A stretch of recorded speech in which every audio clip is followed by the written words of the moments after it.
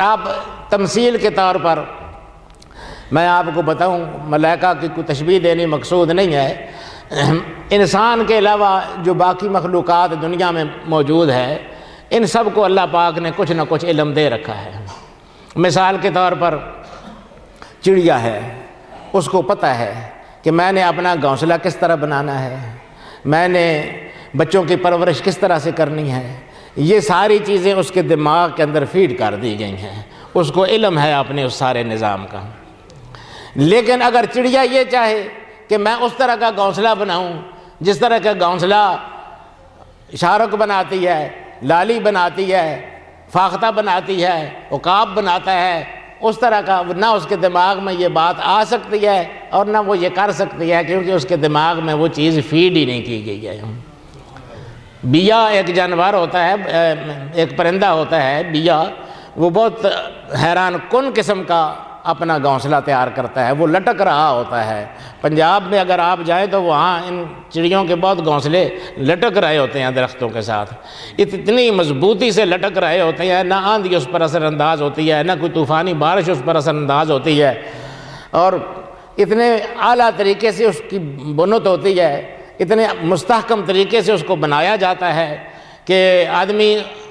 اس چڑیا کی اس محنت پر، اس کی ہنرمندی پر حیران ہوتا ہے۔ وہ انتہائی پیچیدہ قسم کا گھونسلہ وہ اپنے والا بنا سکتی ہے، لیکن وہ چاہے کہ میں دوسری چڑیا کی طرح گھونسلہ بناؤں، نہیں بنا سکتی ہے، اس میں یہ صلاحیت نہیں ہے۔ تو بعین ہی اس طرح سمجھ لیں، میں کوئی تشبیہ تمثیل نہیں دے رہا ہوں، لیکن اس طرح سے ملائکہ کی مخصوص صلاحیتیں ہیں، جس کام کے لیے جس کو پیدا کیا گیا، جس مقصد کے لیے جتنی چیز اس کے اندر اللہ پاک نے رکھ دی اتنا وہ کام کرتا رہے گا۔ زیادہ کی صلاحیت اللہ نے رکھی نہیں علم کی اس میں، اس لیے اس کو اتنے علوم کبھی حاصل نہیں ہو سکتے ہیں جو آدم علیہ السلام کو حاصل ہوئے تھے۔ اور جب علم کی برتری ثابت ہوئی، یعنی سب سے پہلے انسان کو جو برتری حاصل ہوئی فرشتوں پر، وہ علم کی وجہ سے حاصل ہوئی۔ اب بھی سب سے بڑی برتری علم ہی ہے، علم ہی کو اللہ پاک نے بنیاد قرار دیا ہے، اور علم ہی پر حضور صلی اللہ علیہ وسلم کی ساری شریعت اور سارے دین کا دار و مدار ہے۔ حضور صلی اللہ علیہ وسلم جیسی ہستی کو جن سے زیادہ علم والا اللہ پاک نے اولین آخرین میں کوئی پیدا نہیں کیا، ان کو بھی یہ دعا اللہ پاک نے سکھائی، وَقُلْ رَبِّ زِدْنِي عِلْمًا، اے میرے محبوب یہ دعا کرتے رہا کرو کہ اللہ میرے علم میں اور اضافہ فرما دے، میرا علم اور بڑھا دے۔ تو علم بڑھنے والی چیز ہے،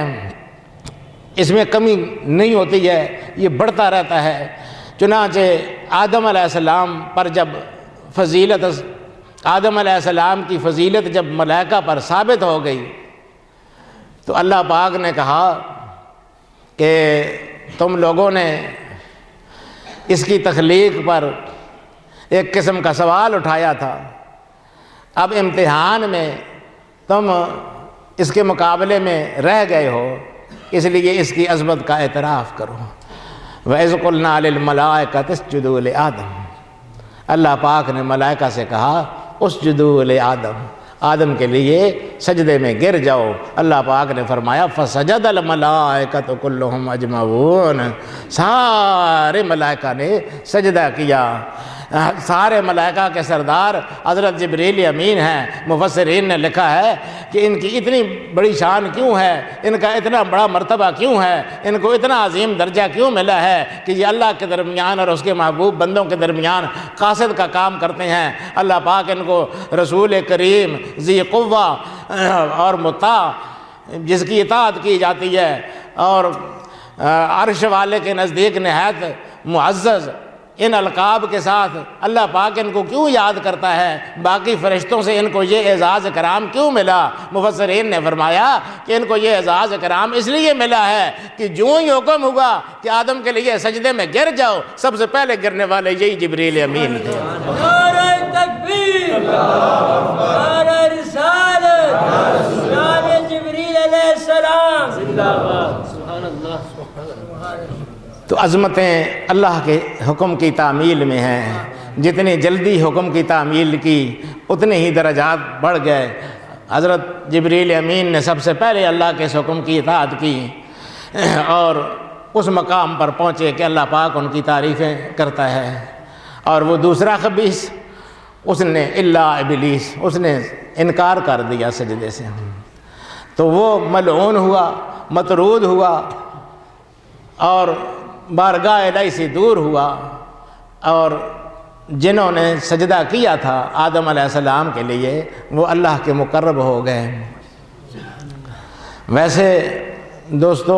یہ بات ذہن میں رکھنی چاہیے، یہ ویسے ایک تمثیل سی ہے کہ توحید نام ہے اللہ کے احکام بجا لانے کا، بظاہر خواہ وہ شرک ہی نظر آتا ہو، اگر اللہ کے حکم کی تعمیل ہو رہی ہے، ملائکہ کے آگے، ملائکہ سجدہ کر رہے تھے آدم علیہ السلام کے لیے آگے،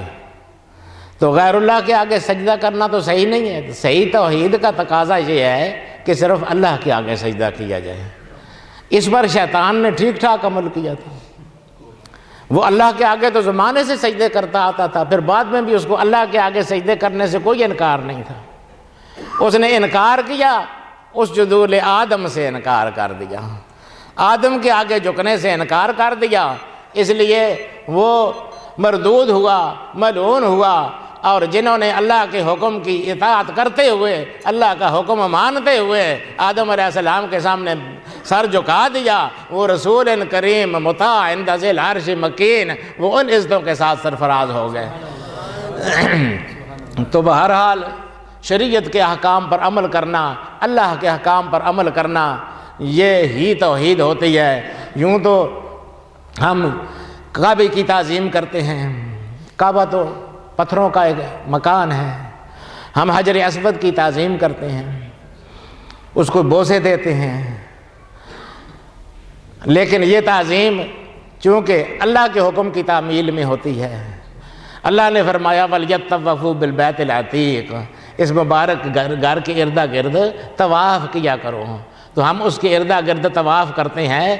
اس بیت کی تعظیم ہم اس لیے کرتے ہیں کہ اللہ نے اس کی تعظیم کا حکم دیا ہے، ہمیں بیت سے ویسے غرض کوئی نہیں ہے، اللہ کا حکم ہے اس لیے ہم اس کی تعظیم کرتے ہیں۔ ہم حجر اسود کی تعظیم کرتے ہیں اس لیے کہ ہمارے آقا مولا صلی اللہ علیہ وسلم نے اس کو بوسہ دیا، اس کی لیے عظمت کا اظہار فرمایا، تو ہم بھی اس کی تعظیم کرتے ہیں۔ حضرت فاروق اعظم نے اسی حقیقت کو بیان کیا تھا، حجر اسود کو دیکھ کر انہوں نے فرمایا انی اعلم انک حجر لا تنفع ولا تضر، اے حجر اسود میں جانتا ہوں تو ایک پتھر ہے، لا تنفع ولا تضر، تو اپنی طرف سے نہ کوئی نفع دے سکتا ہے نہ کوئی ضرر کسی کو پہنچا سکتا ہے،